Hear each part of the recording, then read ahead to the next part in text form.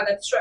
સાબરકાંઠા જિલ્લાની તમામ અદાલતોમાં તારીખ 14મી સપ્ટેમ્બરના રોજ રાષ્ટ્રીય લોક અદાલતનું આયોજન કરાયું।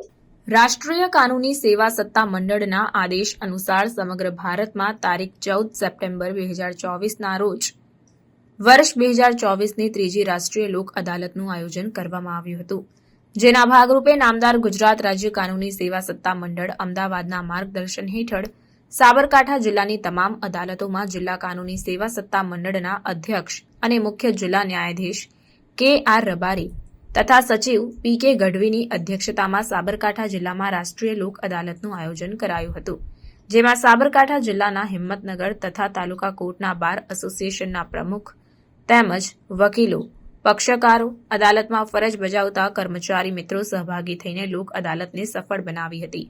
સાબરકાંઠા જિલ્લામાં મોટર અકસ્માત વળતરના કેસોમાં કુલ 33 કેસોના સમાધાનથી નિકાલ કરીને ₹1,37,59,500નું વળતર ચૂકવવાનો આદેશ કરવામાં આવ્યો, તેમજ જિલ્લામાં કાર્યરત મેજિસ્ટ્રેટો દ્વારા પેન્ડિંગ કેસો પૈકી લોક અદાલત અને સ્પેશિયલ સિટિંગના એમ કુલ 4,031 કેસો, જેની રકમ ₹27,25,26,188 ના કેસોનું સમાધાનથી નિકાલ કરવામાં આવ્યું, તેમજ ટ્રાફિક ઈ ચલણ સહિત બેંક લેણાના કેસો, વીજ બિલ, પાણી બિલ, વીજ ચોરી, રેવન્યુ જેવા બીજા અન્ય પ્રી લિટિગેશન કેસોમાંથી કુલ 6,612 કેસો, જેની રકમ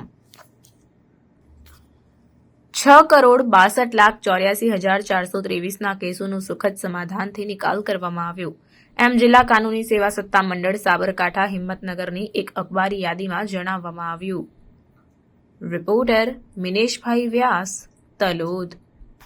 આવા ન્યૂઝ જોવા માટે સાબર આવાઝ યુટ્યુબ ચેનલને સબસ્ક્રાઇબ કરો અને લાઇક કરો, જેથી હવે પછીના દરેક સમાચાર સબસ્ક્રાઇબ કરેલા હશે તેઓને નવા સમાચારની માહિતી મળી જશે।